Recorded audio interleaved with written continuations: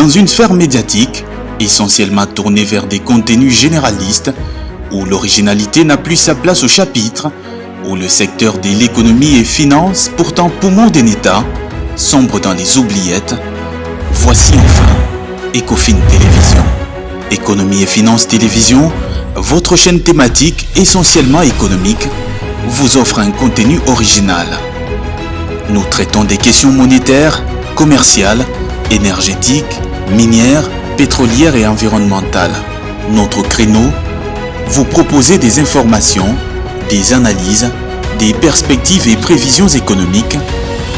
Ecofin Télévision vous permet également de comprendre la coopération entre les États et les institutions, sans oublier l'épineuse question de la dette. Ecofin Télévision, tout savoir sur les investissements, les échanges commerciaux, la balance commerciale et la balance des paiements, le taux d'échange, l'état des lieux de la lutte contre les détournements des finances publiques, la coopération bilatérale ou multilatérale. Ecofin Télévision vous explique comment l'économie nationale est directement liée à l'économie mondiale. Notre particularité fait notre originalité. C'est pourquoi nous disons Ecofin Télévision, mieux que savoir sur l'économie et finance, comprendre.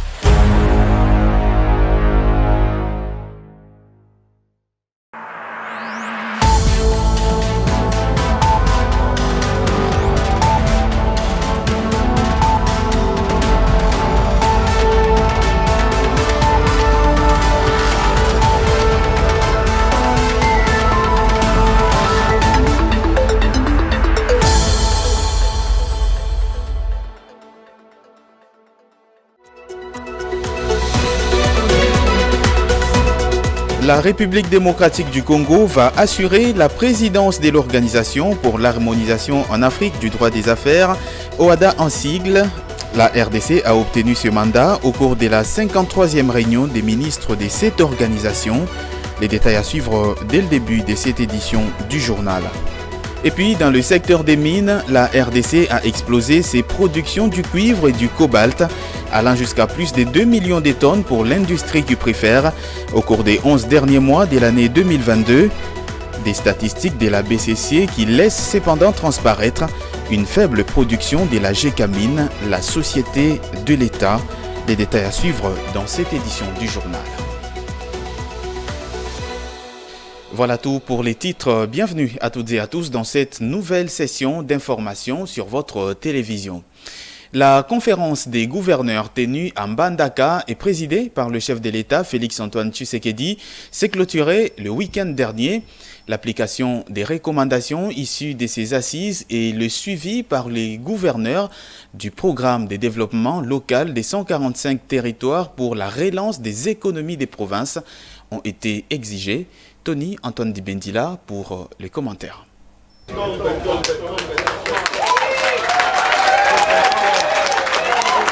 Ils ont un rôle important à jouer dans la réussite du programme de développement local des 145 territoires. Ces rôles leur avaient été rappelés tout au long de la 9e édition de la conférence des gouverneurs tenue en Mbandaka, en présence du président de la République, Félix Tshisekedi, qui a présidé ces travaux. Dans leur motion de soutien au chef de l'État, les collectifs des gouverneurs s'est dit engagés à suivre à la lettre les programmes de développement local des 145 territoires dans leurs entités respectives. La motion des gouverneurs a appelé les chefs de l'État à transformer l'Union sacrée en plateforme politique devant porter sa candidature à la prochaine présidentielle. Dans son mot de clôture, le chef de l'État a plaidé pour l'exécution des recommandations issues de ces assises. Les différentes recommandations que vous avez formulées dénotent également de notre détermination commune à trouver des solutions urgentes aux différents problèmes qui affectent le quotidien de nos concitoyens.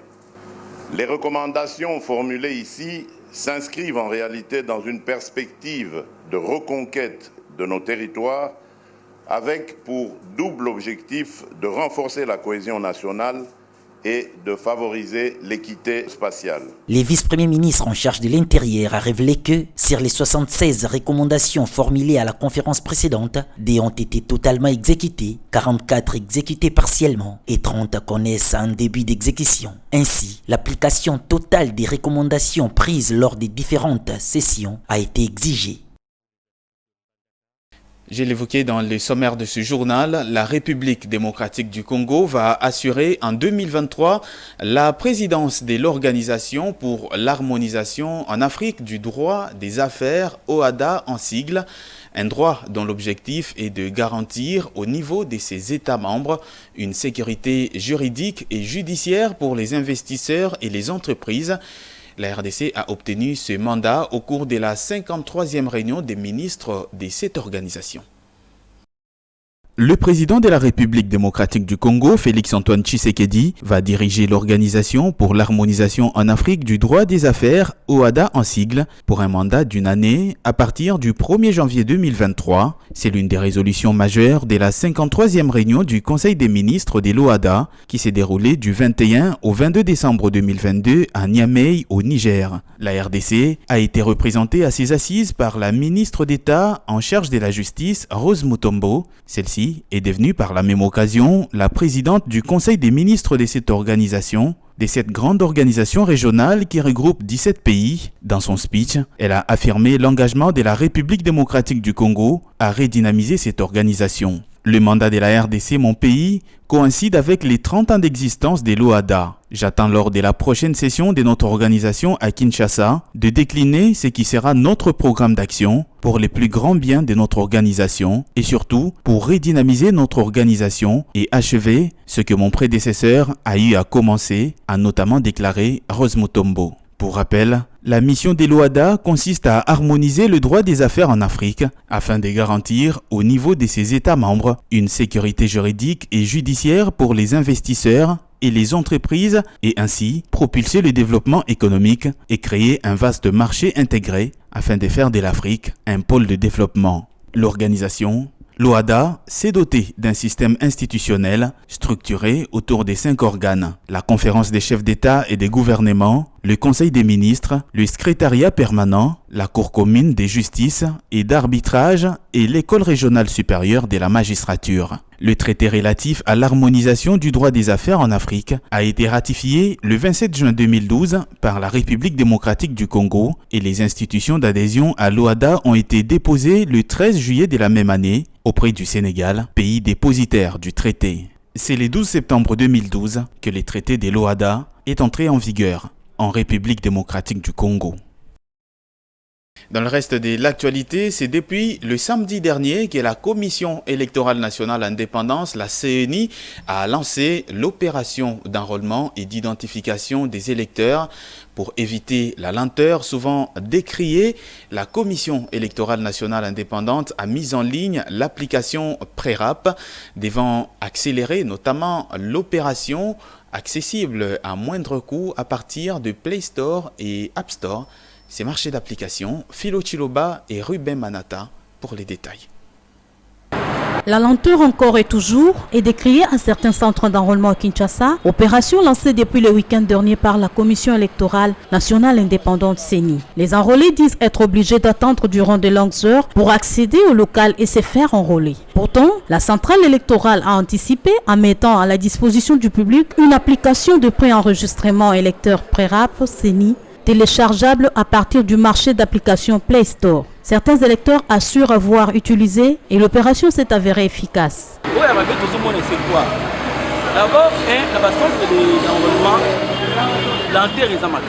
Le mal est qu'il y a beaucoup de lenteur. Ici à Révérend Kim, j'y suis depuis dimanche, mais je n'étais toujours pas servi. Revenu ce matin, le machine était déchargé. Est-ce que la CENI ne peut pas disposer des groupes électrogènes pour pallier à cette situation ?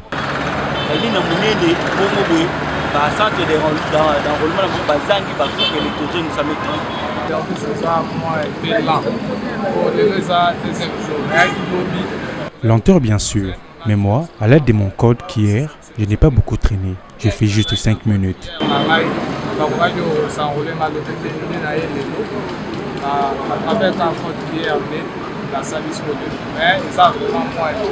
Pour Rapseni, qu'en est-il? Il s'agit d'une application pesant moins de 10 MB et accessible à partir de Play Store. Elle est constituée d'une fiche à remplir, après laquelle un code QR sera délivré. Une fois au centre d'enrôlement, le personnel de la CENI aura à scanner ces codes QR pour retirer les informations contenues dans l'application en 1 minute. L'ensemble de l'opération d'obtention de sa carte d'électeur ne pourra durer au maximum 5 minutes.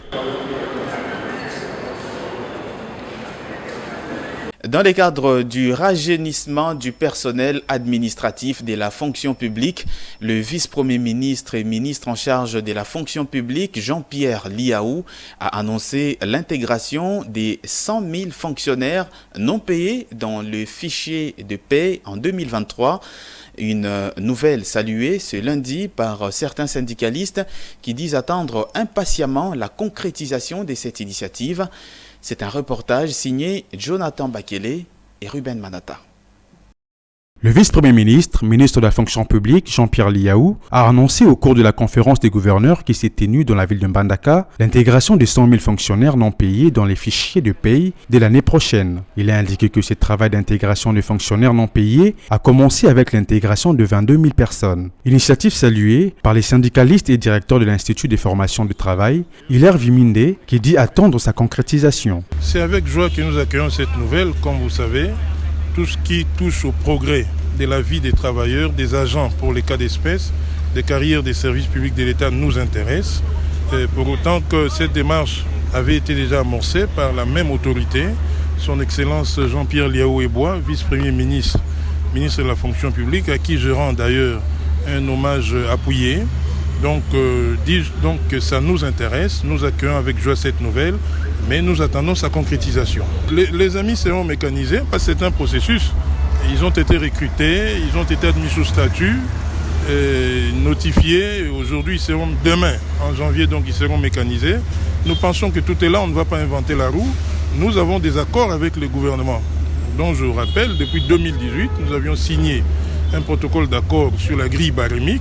C'est ce qui est en cours d'exécution.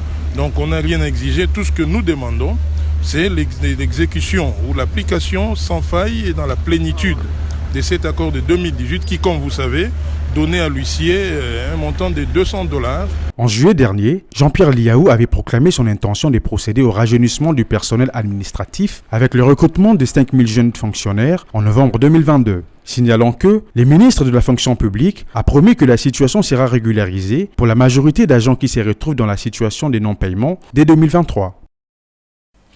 Venons-en maintenant à cette information dans le secteur des mines en RDC.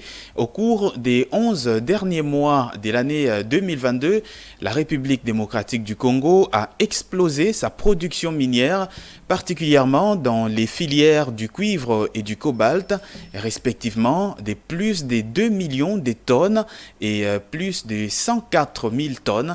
La majorité de cette production est à mettre à l'actif des industries minières étrangères établies en RDC. La société de l'État, la GECA Mine, est restée à la traîne. Regardez.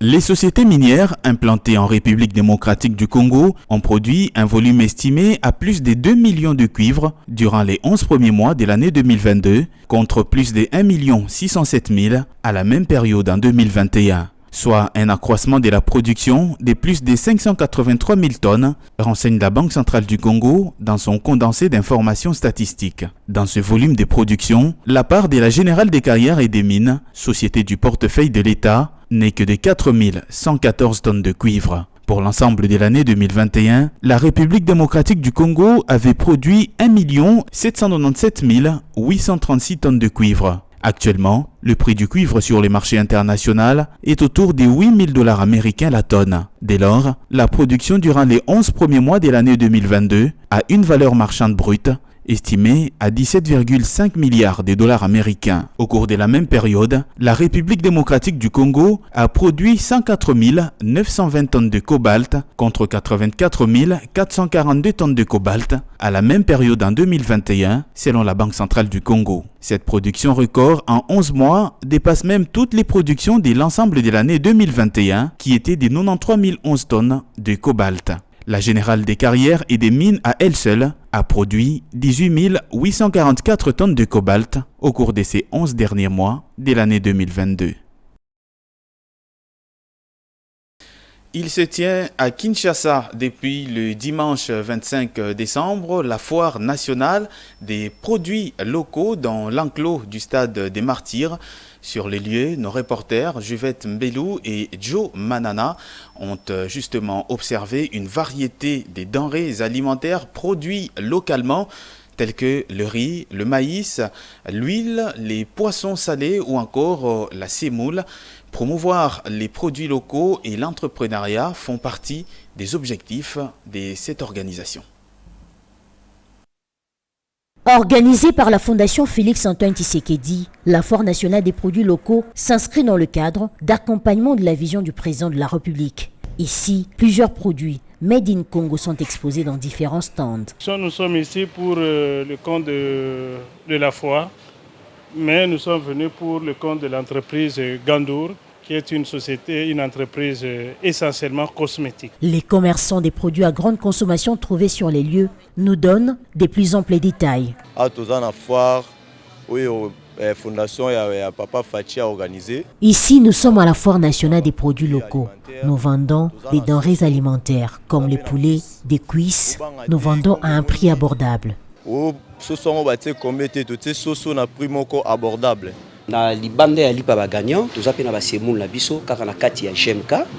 Ici, nous avons des semoules que nous vendons à un bon prix, extra par exemple à 20,5 $ et master à 26,5 $.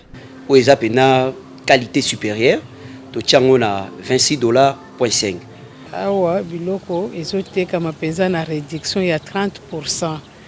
Ici, nous vendons avec une réduction de 30%. C'est une foire qui a pour but de venir en aide à la population congolaise. Bana mboka baliaki bien te ba imaki mais tout vraiment c'est que bana mboka balia bien.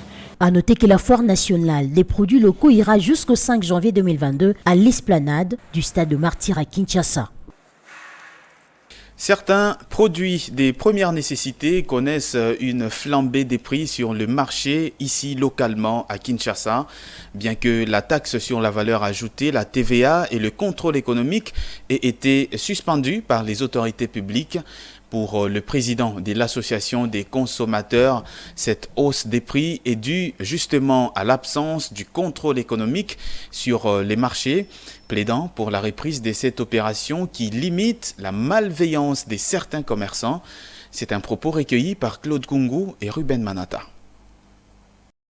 Nous pensons que l'absence de contrôle des produits alimentaires crée la hausse des prix.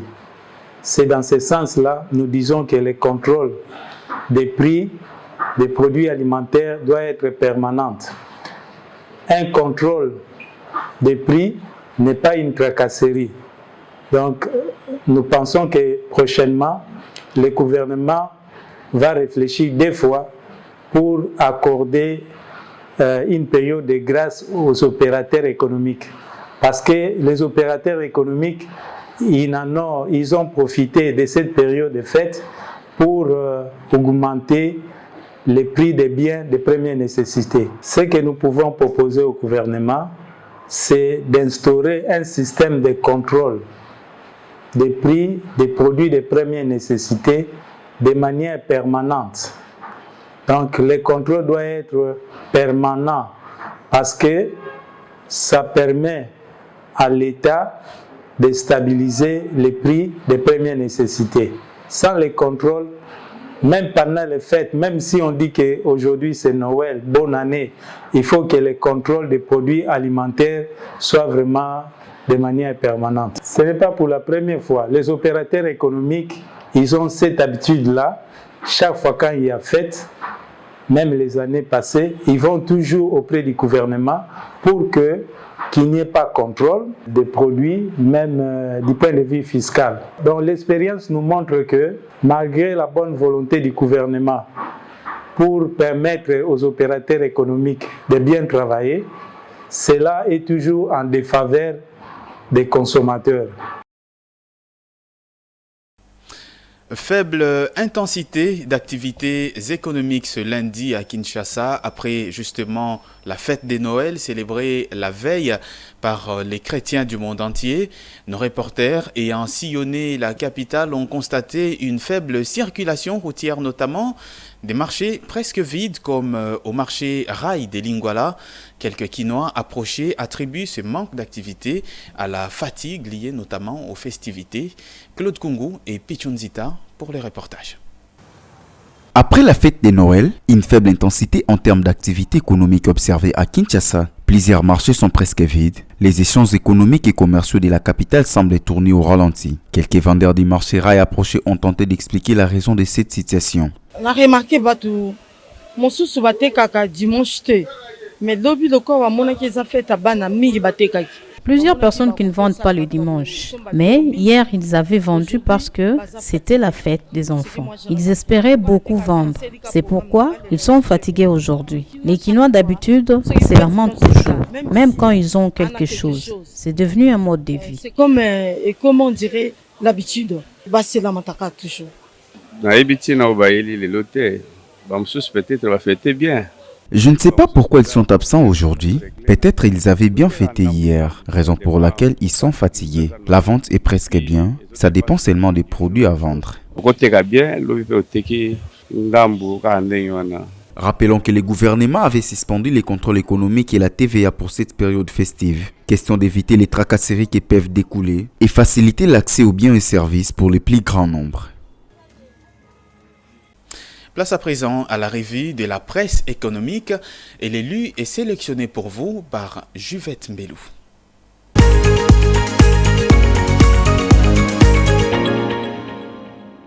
Bonsoir et bienvenue dans cette revue de presse économique. Débutons cette revue de presse avec EcoNews qui titre à sa 5e page « Raobank offre un accès à des solutions alternatives, des financements à travers sa salle de marché ». Selon le confrère, les entreprises et les clients privés se sont toujours approchés des institutions bancaires pour négocier un crédit afin de financer leurs activités. Ce qui s'avère être une opération parfois difficile poursuit les confrères au regard de certains préalables à remplir, dont celui relatif à la constitution d'un fonds garanti ou des hypothèques. Au sujet du crédit bancaire ou dépôt à terme, les taux d'intérêt appliqués, explique le journal, ont très souvent fait l'objet des critiques de la part des clients. De ces faits, le développement économique et financier de la République démocratique du Congo suscite auprès des clients des besoins de plus en plus variés pour rester compétitifs tant sur le marché national qu'international. Face à cette réalité, Raobank, la banque commerciale leader en République démocratique du Congo, a fait un choix avant-gardiste de créer une salle de marché, la première du genre dans le pays, visant l'objectif d'offrir aux entreprises et aux clients privés un accès à des solutions alternatives de financement, d'investissement et de couverture. Poursuivons cette revue de presse avec l'agence congolaise de presse qui revient sur les infrastructures routières et titre « Construction routière, réhabilitation de la voie d'approvisionnement de Lubumbashi dans le Haut-Katanga ».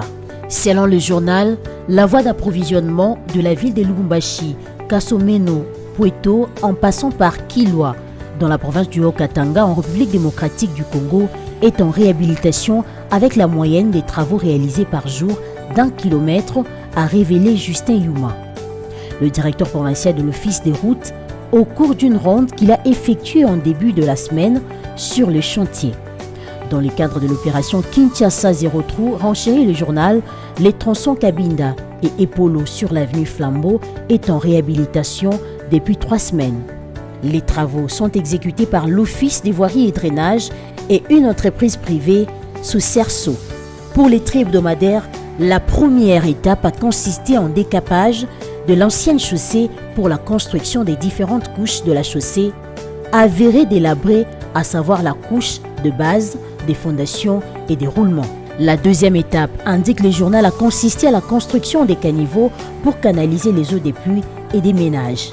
Lancés en juin de l'année en cours, pour une durée de 4 mois, les travaux de cette route ont repris après 6 mois de rupture.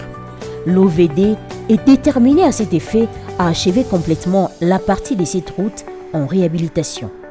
Fin de cette revue de presse économique. Merci de l'avoir suivi.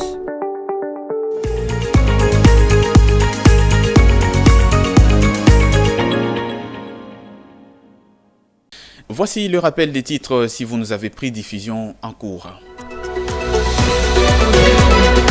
La République démocratique du Congo va assurer la présidence de l'Organisation pour l'harmonisation en Afrique du droit des affaires, OHADA en sigle. La RDC a obtenu ce mandat au cours de la 53e réunion des ministres de cette organisation. Les détails, vous les avez eus dans cette édition du journal. Et puis, dans le secteur des mines, la République démocratique du Congo a explosé ses productions du cuivre et du cobalt, allant jusqu'à plus de 2 millions de tonnes pour l'industrie cuprifère au cours des 11 derniers mois de l'année 2022. Des statistiques qui laissent cependant transparaître une faible production de la Générale des carrières et des mines, la GECAMINE, société de l'État. Fin complète de cette édition du journal sur votre télévision. Merci à toutes et à tous de l'avoir suivi. La prochaine édition, c'est dans un peu plus d'une demi-heure. À très vite.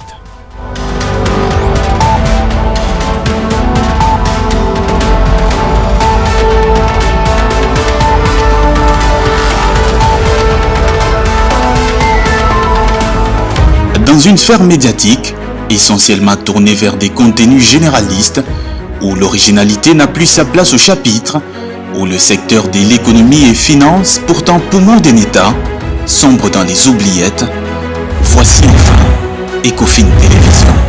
Économie et finance télévision, votre chaîne thématique essentiellement économique, vous offre un contenu original.